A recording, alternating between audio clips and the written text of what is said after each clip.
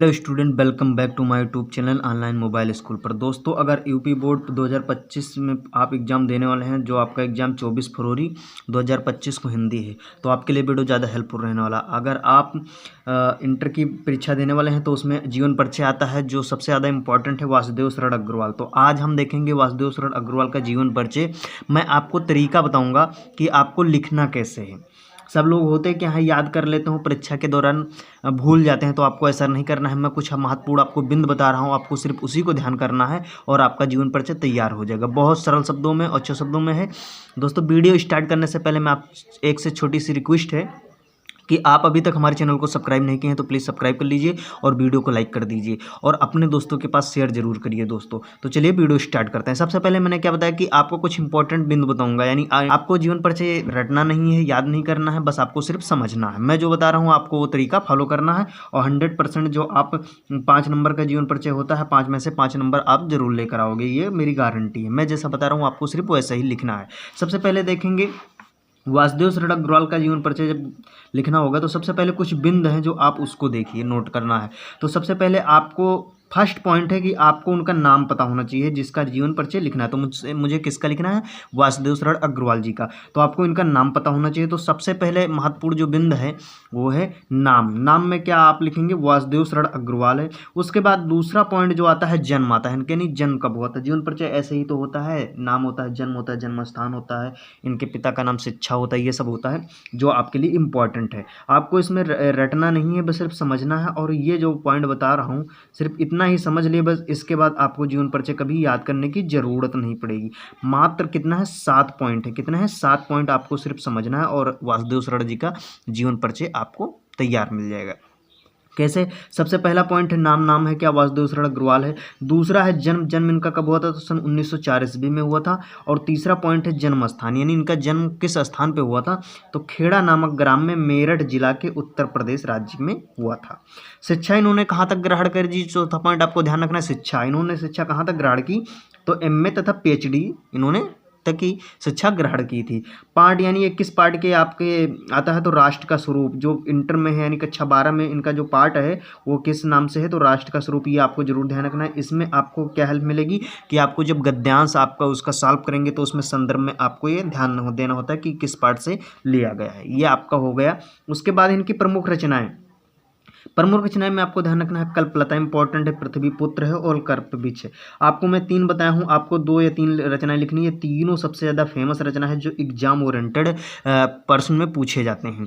उसके बाद इनकी मृत्यु, 7वां पॉइंट है आपको मृत्यु। सन 1967 ईस्वी में इनकी मृत्यु हुई थी। ये जो 7 पॉइंट है यही आपको 5 में से 5 नंबर दिलाएंगे। आपको सिर्फ इसी को ध्यान रखना है और आपका जीवन परिचय तैयार हो जाए। मैं अभी बता रहा हूँ कि ये जो जीवन परिचय लिखा हुआ है आपको इसी 7 पॉइंट में से आपको देखने को मिलेगा कि इसका जीवन परिचय वासुदेव शरण अग्रवाल का कैसे लिखा है। तो चलिए देख लेते हैं। आपको सिर्फ ये 7 पॉइंट ही ध्यान रखना है, इतना आप नोट कर लीजिए। सिर्फ ये 7 पॉइंट आप जान लीजिए, उसके बाद आप जीवन परिचय ये चाहे याद करें या ना करें, आप जीवन परिचय वासुदेव शरण अग्रवाल जी का बहुत आसान शब्दों में लिखोगे। और मैं जैसा लिखते हूँ, अगर आप बोर्ड परीक्षा में ऐसा ही लिख दिए तो आप ये समझ लीजिए कि 5 में से 5 नंबर आपको कन्फर्म है कि मिल जाएगा, उसमें कोई आपका काट नहीं सकता। बहुत आसान और सरल शब्दों में। तो चलिए वीडियो हेडिंग फिर हेडिंग डालना है जीवन परिचय और ऐसे हाईलाइट कर देना है। साधु मैंने ऐसे हाईलाइट कर दीजिए। फिर आपको लिखना है लोक साहित्य तथा लोक संस्कृति के आचार। बहुत अच्छे से लिखना है, ऐसे नहीं लिखना है डॉक्टर वासुदेव शरण अग्रवाल जी का जन्म, ऐसे नहीं लिखना। ऐसे लिखिए कि एग्जामिनर देखकर खुश हो जाए। और ये आप ध्यान रखिए, पहली लाइन से अगर आप अच्छे से लिख दिए तो एग्जामिनर आपको फुल नंबर देगा, वो कहीं काट नहीं सकता। बीच में कहीं आप कुछ गलत भी लिखे हो तब भी आपको ध्यान नहीं देगा। तो इतना आप ध्यान रखिए। सबसे पहले लिखना हाईलाइट में लोक साहित्य तथा लोक संस्कृति के आचार्य डॉक्टर वासुदेव शरण अग्रवाल। ये जो काले पेन से लिखा हूँ बोर्ड परीक्षा में आपको ऐसे ही सेम लिखना है, आप ये नोट कर लीजिए। जी का जन्म मेरठ जिले के खेड़ा नामक ग्राम में सन 1904 ईस्वी में हुआ था। मैंने क्या बताया था? यही 3 पॉइंट तो आए, नाम, जन्म और जन्म स्थान। आप इतना ध्यान रखिए। क्या आया? नाम पहले आया, फिर उसके बाद क्या है? जन्म स्थान आया और जन्म आया। ये हो गया। उसके बाद लिखना है इनकी प्रारंभिक शिक्षा दीक्षा लखनऊ में हुई, यानी इनकी प्रारंभिक शिक्षा और दीक्षा कहाँ हुई? लखनऊ में हुई। आपको ये ध्यान रखना है। उसके बाद ध्यान रखना है, काशी विश्वविद्यालय से एमए की परीक्षा उत्तीर्ण इसकी। बहुत सरल और आसान शब्दों में दोस्तों, इससे सरल शब्दों में कहीं भी जीवन परिचय आपको देखने को नहीं मिलेगा। तो इसी बात पर आप वीडियो को तुरंत लाइक कर दीजिए। उसके बाद आपको लिखना है, इन्हें प्राणीकालीन भारत नामक शोध प्रबंध पर लखनऊ विश्वविद्यालय ने पीएचडी की क्या की, तो उपाधि से अलंकृत की। यानी वासुदेव सरड़ जी को, अग्रवाल जी को जो लखनऊ विश्वविद्यालय ने पीएचडी उपाधि किस पे अलंकृत किया, तो आपको लिखना है प्राणीकालीन भारत नामक इन्होंने एक शोध किया था, इसी पर इन्होंने लखनऊ विश्वविद्यालय ने पीएचडी की उपाधि से इन्हें अलंकृत किया।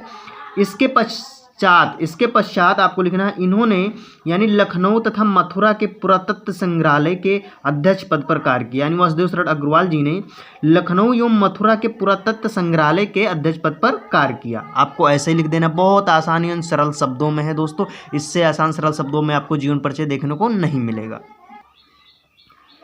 उसके बाद आपको लिखना है कि केंद्र सरकार के पुरातत्व विभाग के संचालक, दिल्ली राष्ट्रीय संग्रहालय के अध्यक्ष तथा काशी विश्वविद्यालय के इंडोलॉजी विभाग के अध्यक्ष पद पर प्रतिष्ठित हुए। यानी इन्होंने उसके बाद यानी संग्रहालय के अध्यक्ष पद पर कार्य किया।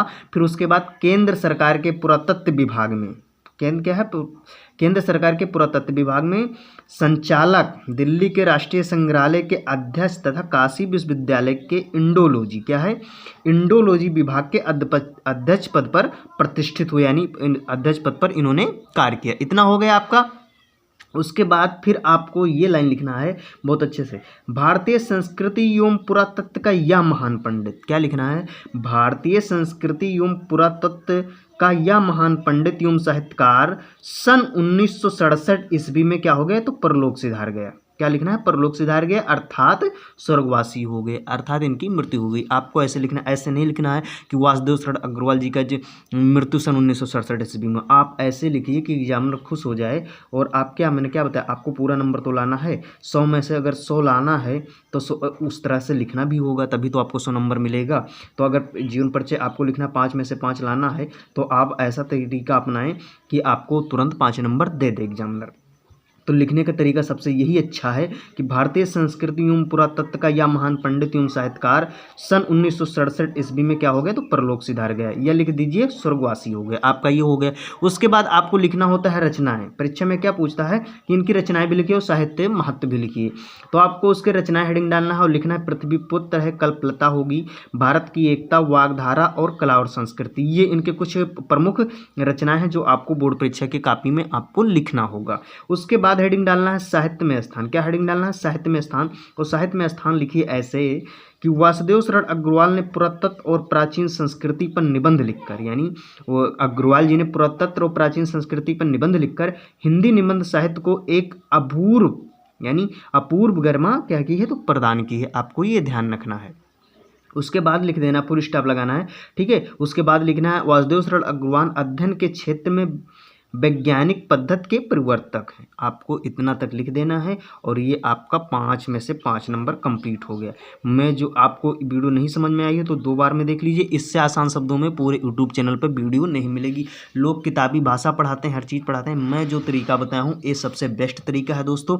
सिर्फ 7 पॉइंट आपको ध्यान रखना है। ये अगर आप नहीं ध्यान है, अगर आप भूल गए तो कोई बात नहीं, सिर्फ ये 7 पॉइंट ध्यान कर लिए तो आपको पूरा नंबर मिलेगा। और ये 7 पॉइंट आपको एक बार में नहीं समझ में आता, एक बार में नहीं याद होता है, तो आप 2 बार 3 बार वीडियो देखो, आपको ये 7 पॉइंट हमेशा के लिए याद हो जाएगा। उसके बाद ये जो आपको भाषा, अगर ये आप बोर्ड परीक्षा में जैसा मैं लिखा हूँ ऐसा ही लिख दिए तो आपको 5 में से 5 नंबर कन्फर्म है, तुरंत मिलेगा।